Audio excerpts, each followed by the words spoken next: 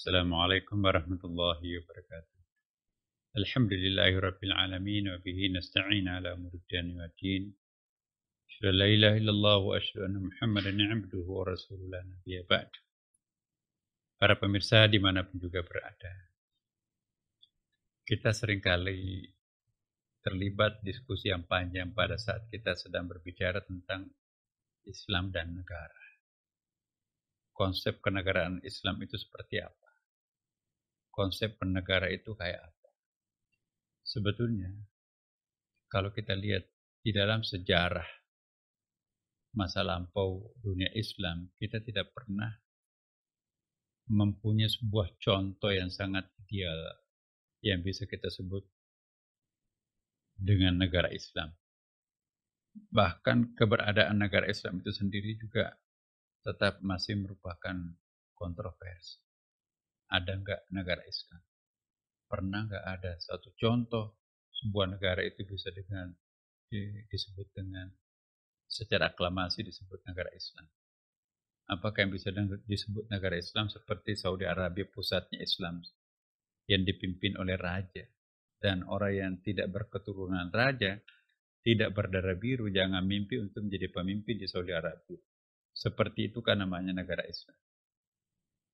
Nah, kita di Indonesia misalnya, kita pakai sistem pemilihan umum, kita pakai istilah presiden. Apakah ini kita tidak bisa disebut dengan negara Islam atau negara Islami? Hanya lantaran kita tidak menggunakan simbol-simbol atribut-atribut identitas politik yang kental dalam fikih siasa. Nah, saya kira ini perlu kita ingat ya, bahwa di dalam lintasan sejarah Islam memang ada 3 kategori di situ. Ada yang disebut dengan Darul Islam atau Darussalam, ya. Ada lagi yang disebut dengan Darul Harb, negara yang dalam keadaan ya negara yang patut untuk diperangi lah oleh negara-negara Islam. Ada juga Darus Sulh, negara yang menjalin kerjasama dengan negara-negara Islam. Nah, masih adakah negara seperti ini? Bagaimana mempertahankan posisi fikih siasa yang membagi 3 tipikal negara ini dalam konteks masyarakat negara bangsa, nation state seperti sekarang. Nah, saya kira kalau kita lihat seluruh negara-negara Islam sekarang ini, tidak ada yang bisa kita klaim sebagai betul-betul murni sebuah negara Islam. Dalam arti betul-betul mengejawantahkan totalitas keseluruhan Al-Quran dan hadis. Ya, memang ada yang mengistilahkan negaranya negara Islam Pakistan, misalnya Ziaul Haq pada waktu itu mendeklar negara Islam Pakistan. Ya, misalnya Iran juga negara Islam Iran. Nah, apakah Indonesia tidak negara Islam? Padahal mayoritasnya terbesar umat Islamnya di dunia. Dan apa yang terjadi di Indonesia menggunakan sistem politik, sistem demokrasi. Nah, kita juga satu sisi juga sangat kuat alasan untuk bisa menyebut bahwa Indonesia ini adalah jangan-jangan lebih negara Islam daripada negara-negara yang mengklaim dirinya sebagai negara Islam.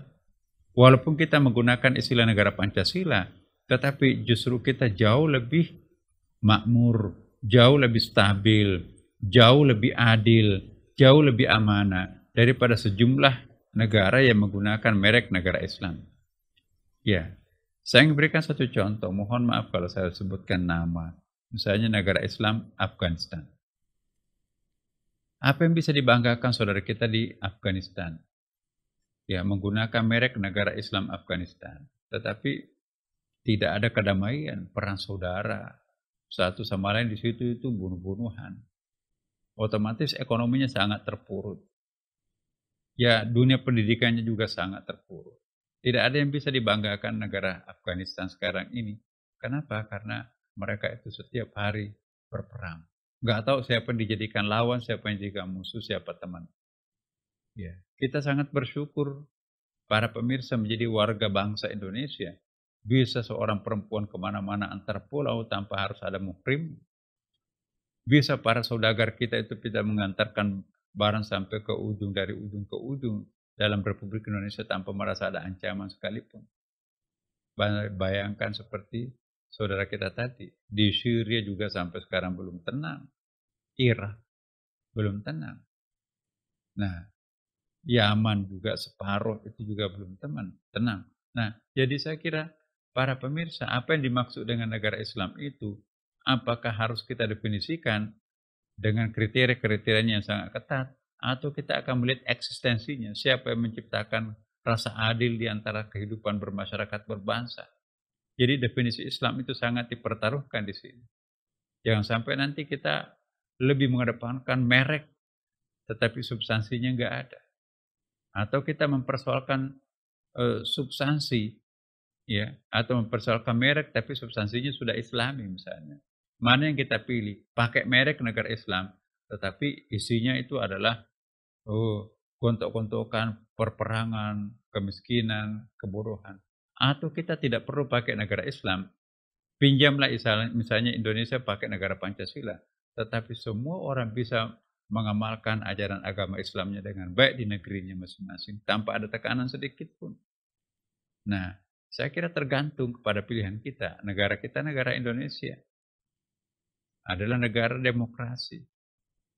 Persepakatan itu di atas segala-galanya dan itu juga ada dasarnya, wa syawirhum fil amri fa iza azamta fatawakkal 'alallah innallaha yuhibbul mutawakkilin.